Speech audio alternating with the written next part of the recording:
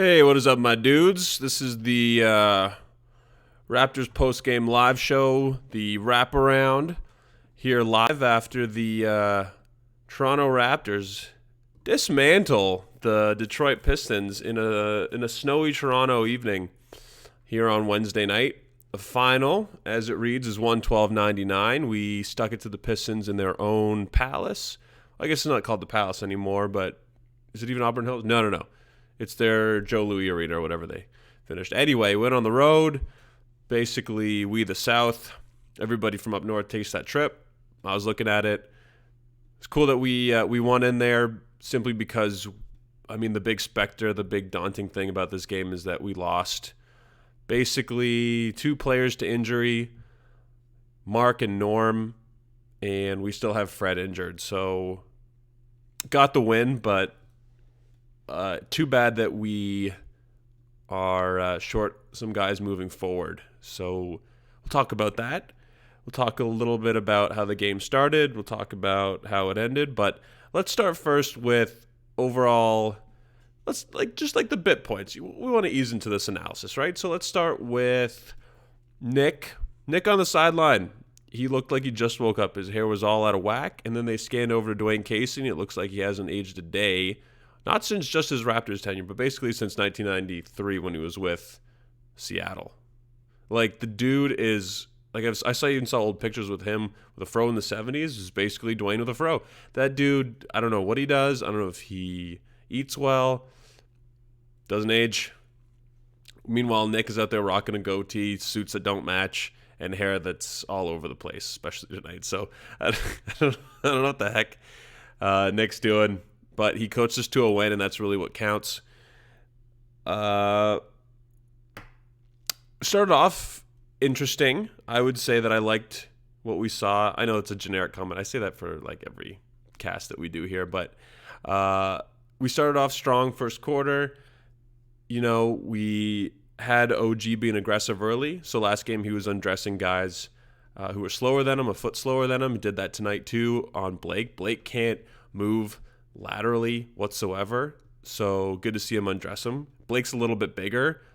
He kind of bodies both OG and Pascal sometimes, so it was good to see us take it to him. So bravo, good job.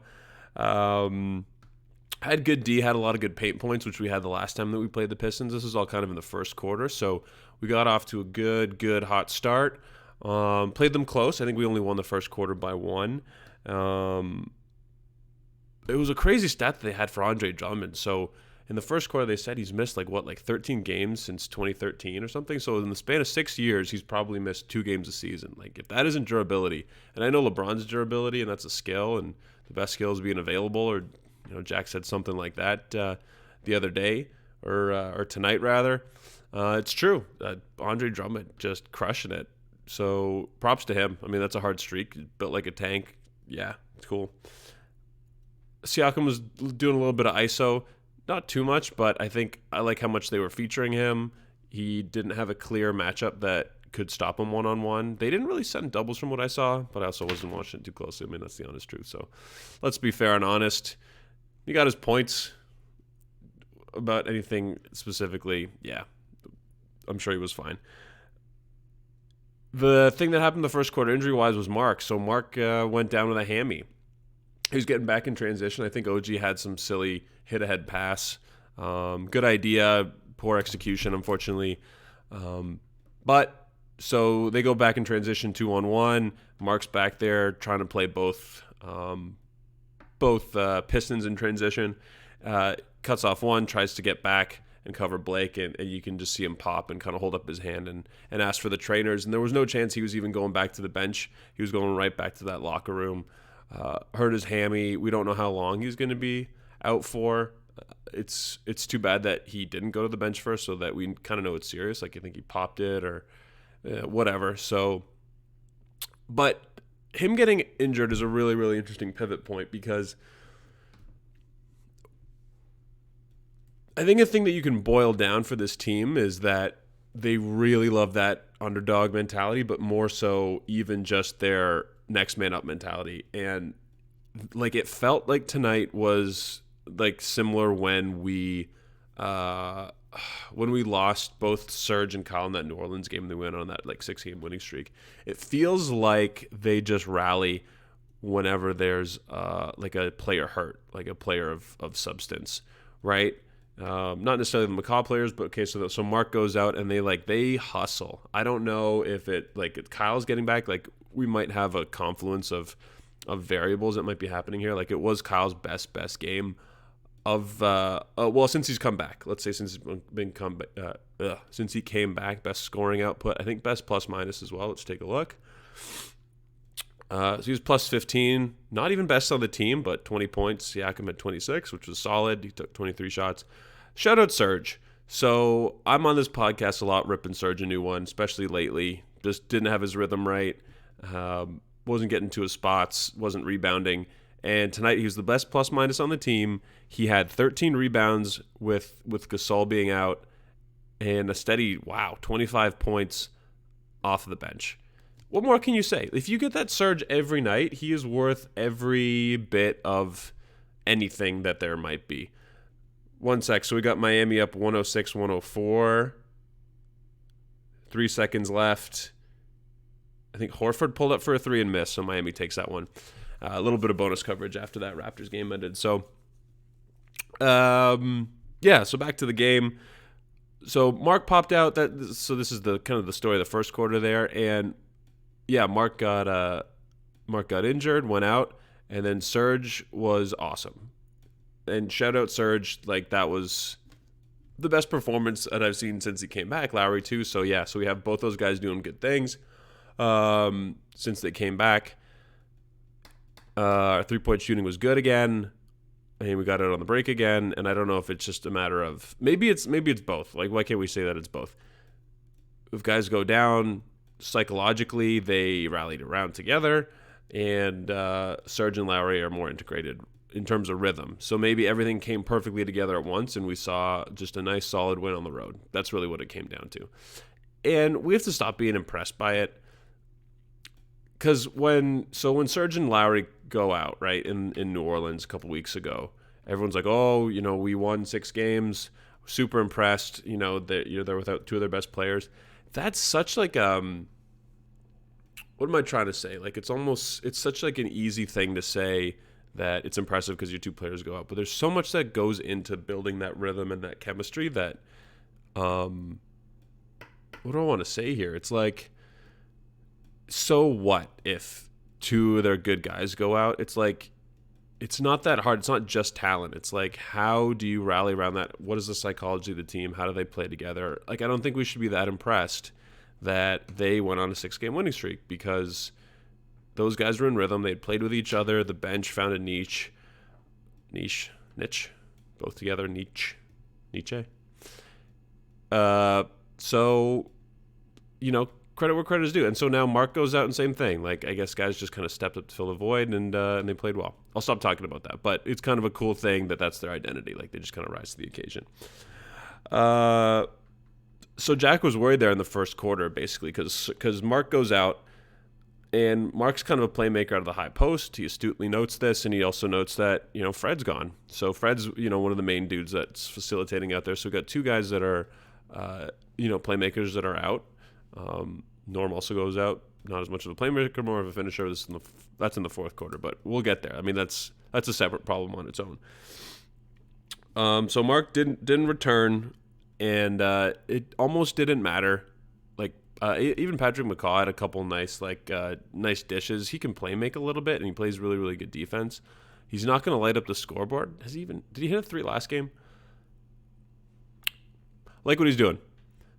If he can handle the ball a little bit there, it'll be really interesting now that Norm's out too, is who's going to handle that 2-guard spot, right? So it'll be Kyle, it'll be OG, it'll be Serge will probably start, and then it'll be Pascal at the 4. My guess is that Patrick McCaw is going to start in the 2 spot, and then everyone else will come off the bench. I don't know who else. Like Terrence Davis, you could slot in, but then you don't really have a playmaker on that second unit, so that's a bit tough as well. Like, I'd rather keep Terrence Davis, Boucher, and RHJ coming off the bench, right? So we've had 2 guys go up before. It's almost kind of like you swap. Like, Kyle and Serge come back, Norm and Fred and Mark. Okay, so that's 3. They're out. You kind of swap them, right? So you kind of bring back that bench that we liked so much with RHJ, Davis, and Boucher. So they're probably going to get a lot more run. I mean, they have to, unless you're going to play Hernandez at the 5. Excited to see that bench again. That's kind of what I'm excited about. I really enjoyed the way that these boys played out during the streak and played out tonight. So good things to come, I think. Shout out to some of the Pistons players. Love D Rose. I don't think I started this pod the last time we played them, but like I keep loving Derrick Rose's game. And to a kind of interestingly, I like Markelle Fultz for the same reason. They kind of get to the heart of that defense. They have a really good way of breaking down that defense, getting into the heart of it, playmaking. They might not shoot great. Here it just seems like it's all over the place. A really good playmaking. Love Derrick Rose. I think it's the way that he's just reinvented his career, had all these scares. Was it with his knee? He played a super explosive style, the way that like John Morant plays nowadays. What else was I gonna say? Yeah, super impressive guy. Like the way that he plays. He carries that bench. Like if Detroit didn't have him on the bench, I don't know who steps up. I don't think I even know their names if I had to take a look. Like who we got? Like Langston Galloway. Apparently he's a good 3-point shooter. Yeah, but D Rose 16 points. He was a -9, but he just played a lot of minutes. Like he was exposed to a losing cause, unfortunately. But I like his game overall. We thought Drummond was going to be a problem there too, as soon as Mark goes down, because prototypically like same body type. Well, it looks like the Mavs are playing again tonight. They're coming to Toronto soon too, so that'll be a good match. I might wear my Porzingis Knicks jersey for that one. I'm still not sure about those Pascal threes that he's raining down. I know that he made them. Like, what the hell is his percentage? I got to look it up what it is for the season, to be fair, before I completely say it and slander it. 6 of 11 is really impressive. It always surprises me. Maybe I should stop being surprised, but I guess because he goes through droughts, I kind of like tune it out. And I was like, yeah, I told you it wasn't real. And then he comes back for 6 of 11. Like, that's not chump. That's not a chump shooter. 6 of 11, if you can hit that on 11 attempts a game, you're doing something right. Oh, it's Celtics Mavs tonight. That should be a good one. From Dallas? From Dallas. Yeah, apparently Langston Galloway is a 42 3-point shooter. I think I heard that and I wrote that down here, so that was funny. OG, yeah, we touched on him a little bit. Love his passing game now a little bit. So now as he's driving, so his 3-point shot, let's say this. His 3-point shot is developing pretty well. Number 2, his drives have become more aggressive. Great dump-off option in the dunker spot from Pascal. And now this third thing is he took on a bit of a double team. Like he drew the defender, I think, away from Pascal. Was it Pascal? It doesn't matter. And he dumps off a dime like 3 feet away from the basket, dunk. The dude can play make now? That's not nothing. This guy shoots, if he can shoot threes at above 40%, which he's shown that he can, let's see if he can sustain it. But the ceiling is there. Let's just say the ceiling is there. He might be streaky. He might not. He's too young. We don't have a big enough sample size. So between that and how he drives and how he doesn't get rattled by the moment and he can receive and finish passes, he does look like a 1960s basketball player the way that he dribbles, and maybe it's just the short shorts throws me off completely. But this guy, like, between him and Pascal, we don't really know what their ceilings are. We just kind of see them improve. And, like, yeah, Pascal's not as young. He came into the league a little bit later, but it'll still be impressive to see kind of what they both become. So, future's bright. What else we got here? Competitive game overall? Well, it was until it wasn't, right? Like, it seemed like they were always kind of between, 5 and 10 points. For us on the road, like, it's also good to see a nice competitive game. I don't like seeing us getting smoked. Nobody does. But when we're also smoking the team, it's like you learn more by losing, but you also enjoy it more as a fan when you're watching a close game. So kudos to that. Went to Detroit and won. Competitive, cool game. So, yeah. Sorry, the Boston-Dallas game is there in the corner. Just curious to see how Porzingis looks, because he'll be coming here soon without Luka. OG was also hitting deep threes. Made a note of that here, almost from the logo.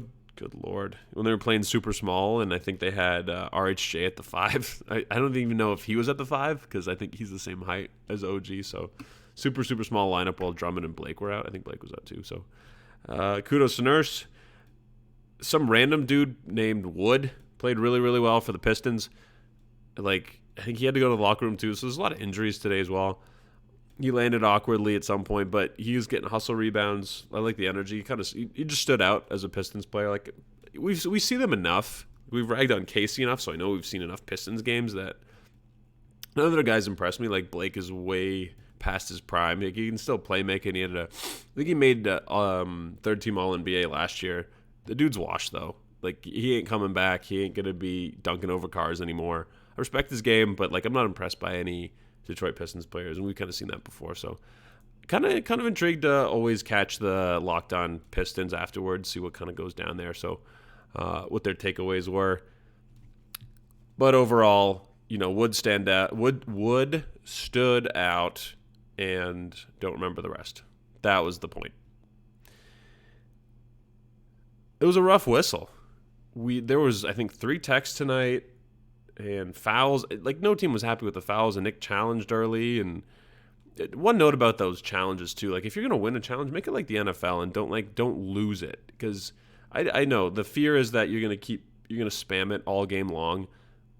I don't know if that is true. It just means that the refs have to be better. But yeah, like, I can see how it slows the game down. But if you win the challenge, I think that should be a reward, not a penalty. Yeah, like, you get the call in your favor, but you should have another chance to challenge. I don't know. They could kind of build parameters, like none in the last 2 minutes. I think football does that. So, yeah, rough whistle though overall. Like, nobody liked what they were. Like, I remember our front court there for a while, at least in the third or the fourth, was in super foul trouble, and we made threes to bail ourselves out of it, kind of. But I remember, like, at one point, OG and Pascal had like 4, and Serge had 3 maybe, and. Does it show in this box score? Personal fouls, yes. Siakam had 5. OG had 4. That's what they finished with. Ibaka had 5. Like that, and no Piston even came close to that number, really, except their bench, Mihailuk. Drummond had 2. That doesn't seem conscionable. Like, he plays a rough style, but I don't know, maybe home court stuff. There was also a moment with the whistle where Drummond gets teed up, and we're going to go on a fast break, and Kyle ends up hitting a 3 as they're blowing the whistle, right? So, but because they call the tee before or as the play is happening, like whatever they're saying, we don't get credit for the bucket, but Kyle gets to shoot a free throw because of the technical whatever. They blew that. The refs blew that, and it didn't hurt us in the long run. But so I was trying to recall, because it happened, I think, within the last 2 weeks, and broadcast said that it was Mark Davis that was the guy who called it correctly and let the play go on while a tee was going to be called, but let the Raptors go out on transition, finish the play, and then called the tee. And that was respectful. Everybody shouted out on Twitter. I completely agree. Like, put it this way. Imagine if, like, it's like a clear path foul. Like, if they're going to go in transition, like, let's say they have like a 4-on-1 opportunity. Like, you could just run your mouth, get called for a tee, and it's just a 1-point stop in play. They get a chance at the bucket, but you take away a 4-on-1 opportunity. Like, what is stopping players from basically just doing that? It's not in the moment, right? Tees, nobody wants to get teed up because I think a certain amount in any given season, right, you're eligible for suspensions, whatever. So baked in stuff not to tee people up, or not to get too hot-headed to get teed up. But there's definitely a problem there, and I think it's such an informal rule that it surprises me that it hasn't been kind of ironed out. But anyway, didn't screw us over completely tonight, but it was not something that should continue in the league. Detroit was ice cold from 3, it felt like. So while we were shooting the lights out, what were they shooting? They shot 17%. Like, that is way, way below average, and I attribute that a lot more to variance than I do their three-point shooting skills, because I think they were saying they're the best three-point shooting team in the league. So go figure, 17%. Like, yeah, we got out to shooters. Some were pretty open, though, so I don't know who their deadly guys are from 3, but they blew a gasket, and I think they make like a couple more of those. Like, let's do the math, right? So they were 13 of, no, that's us. They were 6 of 35. So let's say they make 6 more threes for basically 33%. League average, I would say, right? So let's do the math. That's 6 more buckets times 3, 18 points. They win the game. But, the game's the game. The score is the score. It doesn't really matter. They shot poorly and they lost. But it's interesting that had they made them, would we have been in this game? Maybe we played the game differently. It's obviously hard to say, but they were pretty ice cold. Let's just say that. And then the other note kind of closed with here is that we're scrappy. We love this next man up mentality. You could just feel it change. I'm not one for, body language doctor, but the way that, that first year that we traded Rudy Gay and we went to our first playoffs against the Brooklyn Nets, fuck Brooklyn, that whole Masai thing. Feels like that. And every time there's a man down, we scrap. There's this energy that we feel like we can beat anybody even though we don't have the talent. And that's what happened when frickin' Lowry and Serge went out in New Orleans, and that's what happened tonight when Mark went down. Everyone kind of buckled up, pulled up their bootstraps, and just played their asses off and hit threes and played for each other. It was awesome to see. And that we just love that identity. As soon as we got those guys back, we played sluggish. It's almost we felt like we could play with anybody, and we didn't take them seriously. And I don't know. Yeah, you could attribute that back to rhythm. We talked about this earlier, but I think our team really loves that underdog mentality and when people are out. So kind of interesting. Shout out Tony Snell on the Pistons. He went, I think, 1 for 8 from the 3-point line. Let's take a look. 1 for 8. Great stat. Why? Because he used to play for those Chicago Bulls that would demolish the Raptors on TNT. Those were the Jimmy Butler, Tony Snell. Who else do we have there? We had Doug McDermott. We had, I think Taj Gibson was on that team. They ruined us for 15 straight, and all these guys would be unconscious from 3.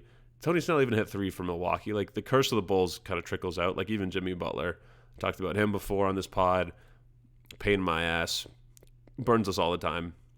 If anything, we got a little bit of retribution for the shot while he was on the floor. So, but anyway, those Bulls continue to haunt us, but not tonight. Not tonight, goddammit. Tony Snell was 1 for 8, and it was good to see.